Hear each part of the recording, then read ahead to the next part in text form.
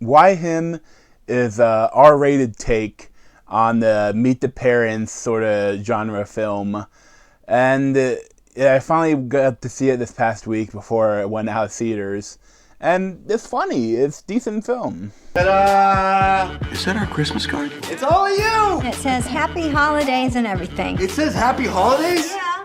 Oh, I gave the guy the Christmas card. I didn't know he put happy holidays on there. I guess that's on me forever now. So Why Him is essentially Meet the Parents, Meet the Fockers, all those films, but with the main character switched.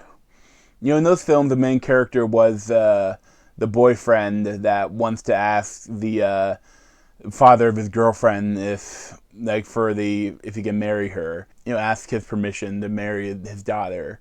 And in that one, it's the dad that's crazy, and the boyfriend has to react to the dad.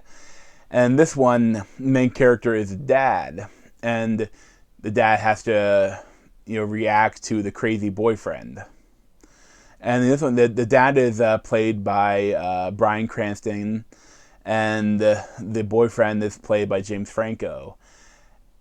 And it's a lot of interesting play between them, but I wished that there was more of a competition between them. Because in the other films, what's great is that there's more of a plot other than just this crazy dude is banging my daughter, or it's that there's other a secret plot. The dad is a CIA agent, and this one, the boyfriend is just everything that he appears to be. He's a douchebag Silicon Valley app creator that made millions and millions of dollars creating something stupid, and now just lives on the money and lives in extravagance. And that's what it is. And I think that's one of the biggest problems. Throughout the film, Bryan Cranston just feels like he's reacting to everything that's happening around him. He never does enough other things. I was expecting something more for film, but at the same time, I laughed my ass off. I laughed a lot throughout the film. Although some of the stuff is a little immature, because there's one scene, the bathroom scene, which has got to be almost 10 minutes long.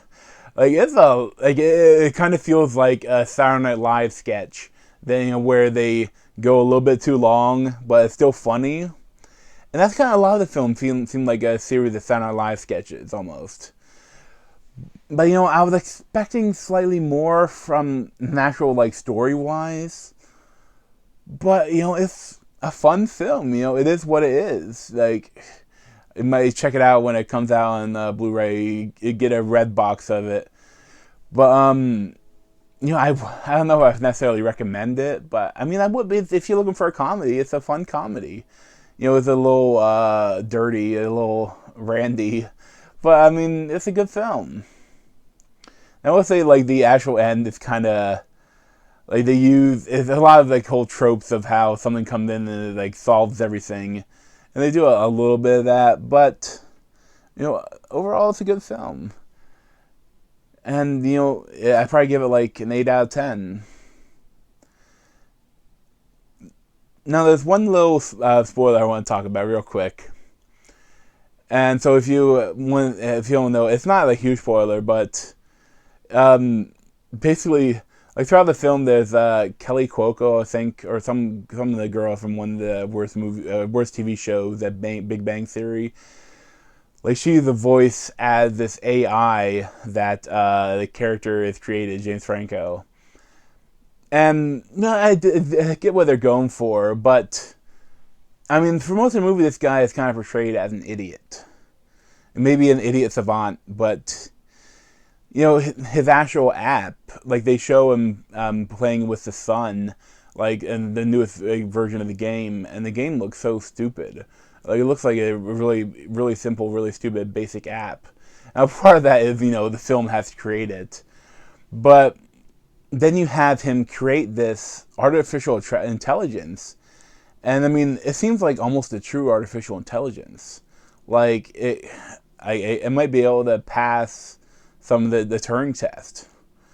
And I keep thinking that he made his money on the app, when he does this in his free time. But then they kind of use that like as the way to end the film, along with a reason to have that the bathroom scene was so long, where basically that instead of doing the paper company, they're gonna make Japanese style toilets and include the artificial intelligence in each one to and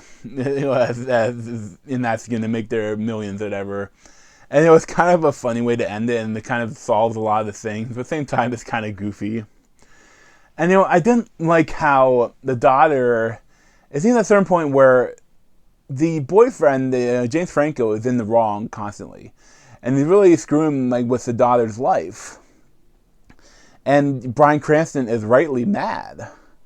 But then when things go down, like the girlfriend, Zoe Dutch, she kind of blames both of them. Like, she gets mad at both of them.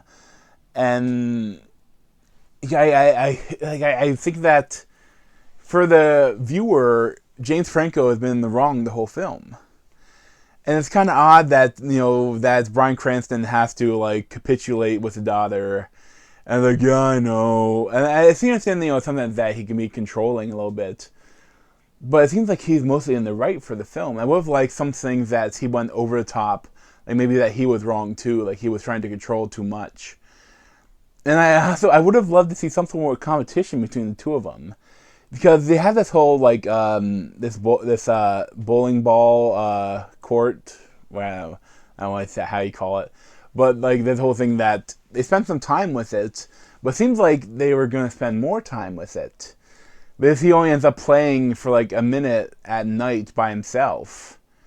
And I kept thinking that that's the payoff for that whole scene. Why not have them, like, bowl against each other or something? But, it's a decent film, and, it's a funny film. So if you like my review, you can check out my other reviews here and here. Thanks.